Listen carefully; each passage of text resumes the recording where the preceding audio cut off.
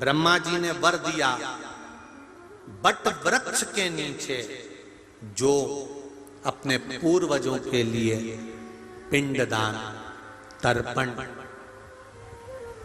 आदि कादि कर्म करेगा, उसके पूर्वजों का मृत्यु लोक में कोई अंश नहीं रहेगा और वो देवलोक में जाकर विराजमान हो जाएंगे।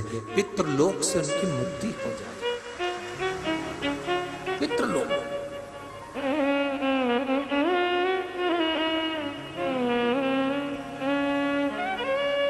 दुनिया का सबसे सुंदर लोक है पितृलोक।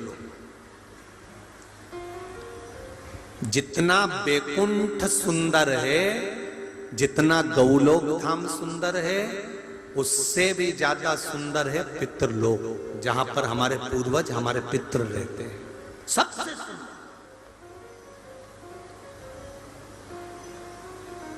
और उन पितृलोक की बेटियां भी कितनी सुंदर हैं, जरा ध्यान दीजिएगा। पितृलोक की 3 बेटियां हैं पितरों की। पहले नंबर पर मैना, पार्वती जी की मां। दूसरे नंबर पर सुनैना, माता जानकी की मां। तीसरे नंबर पर कीर्ति, राधा जी की मां। ये पितरों की बेटियां हैं। जिस पितृलोक में इतनी सुंदरता है, शिव महापुराण की कथा कहती है बैकुंठ धाम से भी लाख गुना सुंदर है पितृलोक, जहां पितृ रहते हैं, जहां पितृ निवास करते हैं।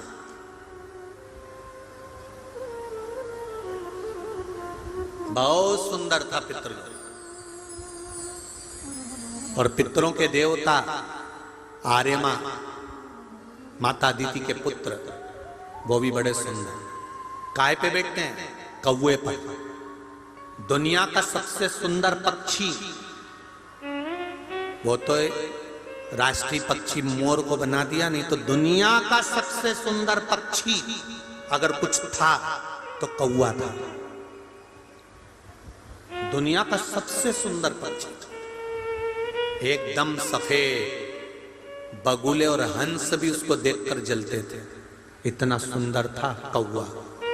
इतना मीठा बोलता था कौवा कि उसकी वाणी निकलती थी तो कोयल को भी ईर्ष्या होती थी। इतना इतना मीठा कौवा बोलता था वो। तो एक बार ब्रह्मा जी ने यज्ञ करा, गया जी, और उस यज्ञ को करने के लिए ब्रह्मदेव ने कहा, तुरंत कौवे को बुलाया, आर्यमा स्वामी को बुलाया कि मैं पितरों के उद्धार के लिए एक यज्ञ कर रहा हूं। आर्यमा स्वामी ने कहा बिल्कुल करिए, आपके वाहन कौवे की मुझे जरूरत है, ये लीजिए। कौवे को कहा जाओ, ब्रह्मा जी ने आपको बुलाया। ब्रह्मा जी ने कहा, कौवे,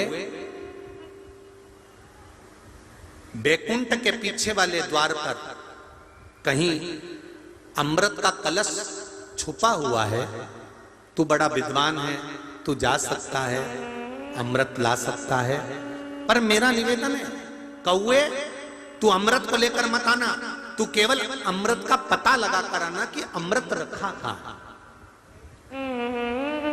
कौवा उड़ते उड़ते गया, उड़ते उड़ते गया। कई दिन कौवे को अमृत ढूंढते ढूंढते हो गए, पर अमृत नहीं मिला। कौवा थक गया। ब्रह्मा जी ने कहा था जब तक अमृत ना मिले तब तक लौट कर मत आना। कौवा थक गया। आर्यमा स्वामी से पूछा, स्वामी आप मेरे सेठ हैं, आप स्वामी हैं, आप बताओ अमृत कहां रखा है। स्वामी ने कहा मुझे मालूम होता तो मैं अमृत तुझे पहले बता देता। कौवे से कहा तुम ढूंढो। कौवा एकदम सफेद, मीठी वाणी बोलने वाला, उड़ते उड़ते उड़ते उड़ते सारे लोकों में घूम कर आ गया। मृत्यु लोक में आया, शिव की आराधना करी। आप बताओ अमृत कहाँ रखा है। शंकर जी ने इशारा कर दिया, तुम कैलाश के पीछे जाओ, और उस कैलाश के पीछे उत्तराखंड का जो आनंद है वहां देव शिखर है। कभी आप नेट पे सर्च करना, मोबाइल पर निकालना, उत्तराखंड की भूमि पर देव शिखर नाम आता है। देव शिखर, जहां पर अमृत का कलश रखा हुआ था। कौवा उड़ते उड़ते गया, कलश को देख लिया, थक गया, बहुत भूख लग रही थी, बहुत प्यास लग रही थी।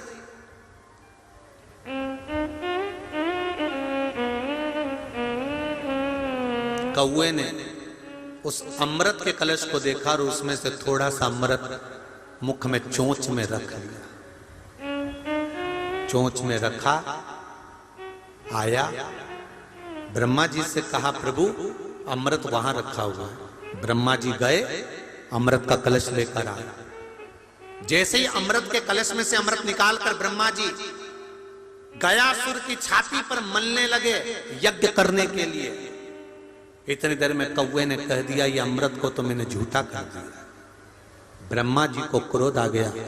क्रोध आते से ब्रह्मदेव ने कहा रे कौवे, तेरी बुद्धि काली है, जा मैं तुझे श्राप देता हूं कि तेरा स्वरूप गोरे से काला हो जाए, और तूने अमृत को झूठा करा है, इसलिए मैं श्राप देता हूं कि तेरी वाणी कर्कश हो जाए, तेरी वाणी बेकार हो जाए।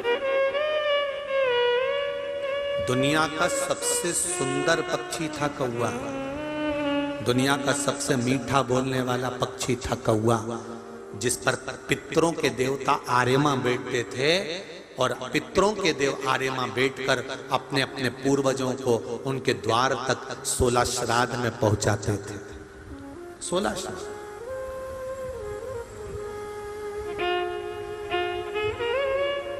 शादी में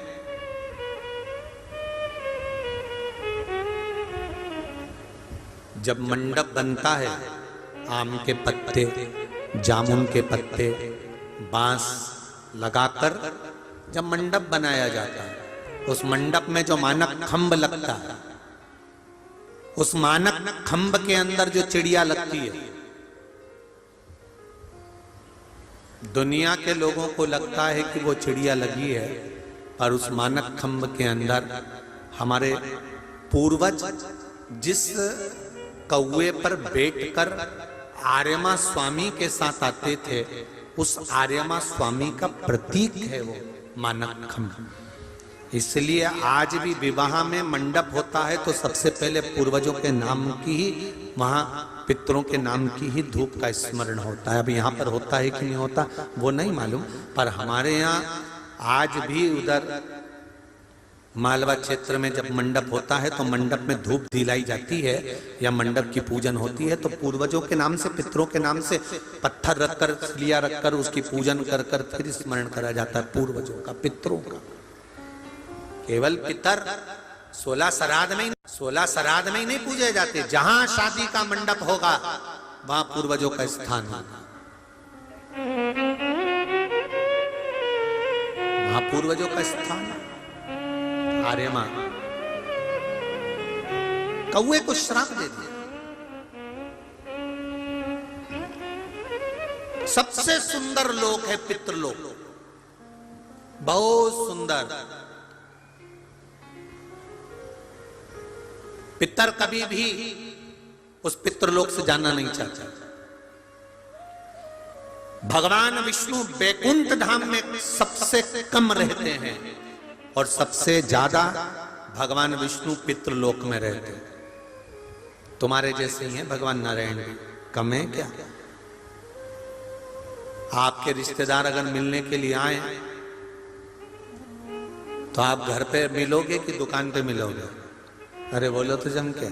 वो तो पत्नी फोन लगा के बोलेगी कि काका जी आए हैं, तब तुम दुकान छोड़ के आओगे। एक बार किसी भक्त ने भगवान से कहा कि मैं तो मरने के बाद बैकुंठ जाना चाहता हूं। भगवान विष्णु ने कहा क्या करेगा बैकुंठ में आकर? कि लो प्रभु, हम तो आपके चक्कर में बैकुंठ आ रहे हैं और आप कह रहे हो कि बैकुंठ आकर क्या करोगे?